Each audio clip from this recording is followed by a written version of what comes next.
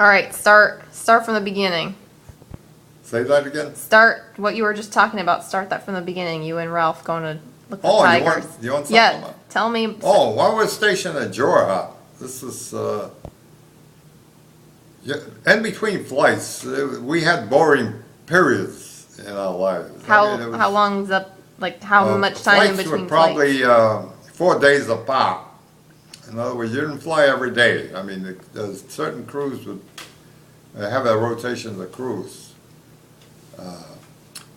So Ralph Crispin and I, Ralph was very close to me. He says, "Gee, we're boring. What is it to do around here?" He said, "Let's you and I." But I heard about Bengal tigers. How about you and I taking our rifles and going out into we'll go down that road there. It looks like tigers would love to live there. It's full of high jungle vegetation.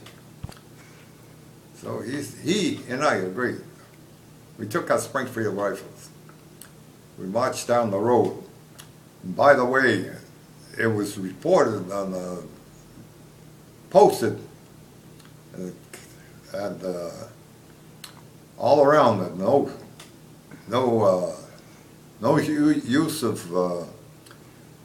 firearms. No firearms would be used around the base. Well, we went into the jungles. What we consider the jungle. We went in, approximately a couple of miles. Being young and naive,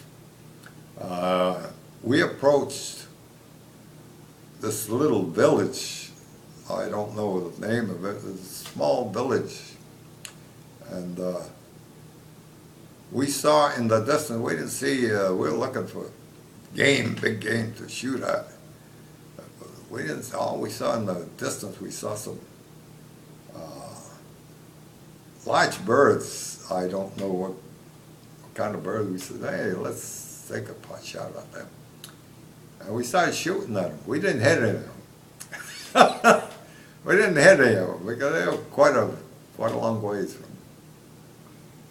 While we were shooting, some of the villagers came up to us and started communicating with us. They couldn't speak English, we couldn't speak their language.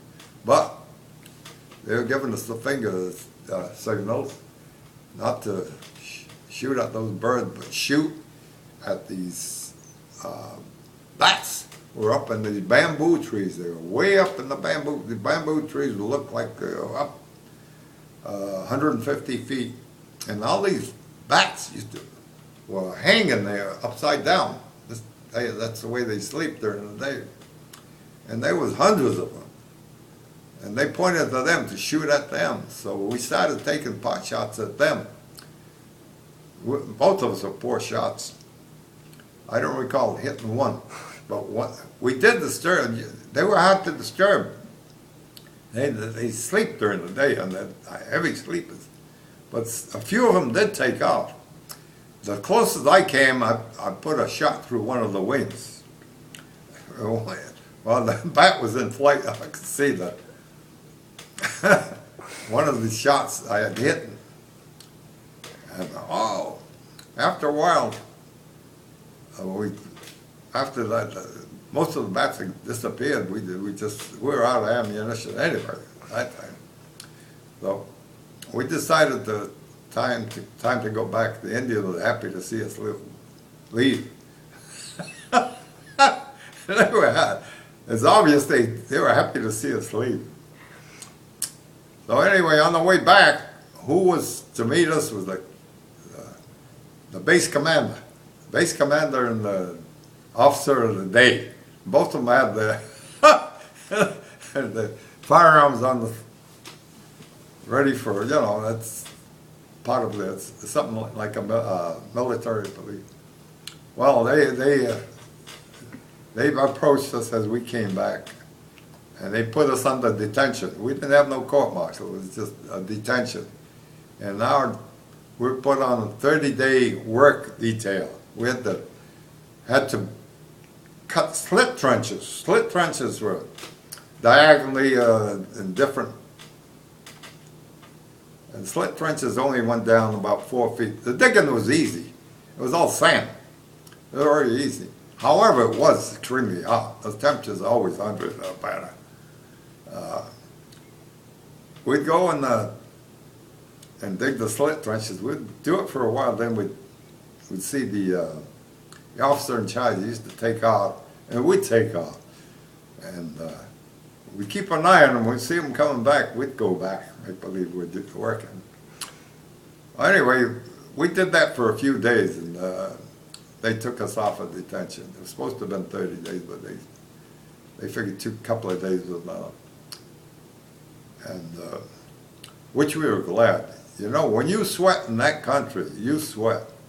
And you're drinking water, believe me, it's hard to drink the water, even though you have to. Many of us were, I'd say, were close to dehydration. Their water was in blister bags. No refrigeration. This is temperatures 100 constantly. The water was in blister bags. Blister bags are something like big porous canvas bags, and it's supposed to evaporate enough to cool the water. It's like nature's refrigeration system. And you had to drink that water. It was iodine taste to it because they used to insert iodine tablets to purify it.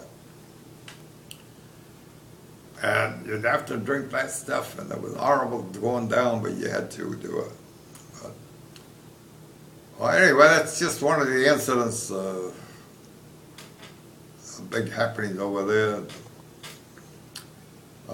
Another incident that was kind of scary is when I worked the radio shack during the storm. We had a shack out there. It was called the radio shack. It was a small place where they used to repair transmitters and receivers, replace tubes and the likes of that. Hold on just a sec. Let me change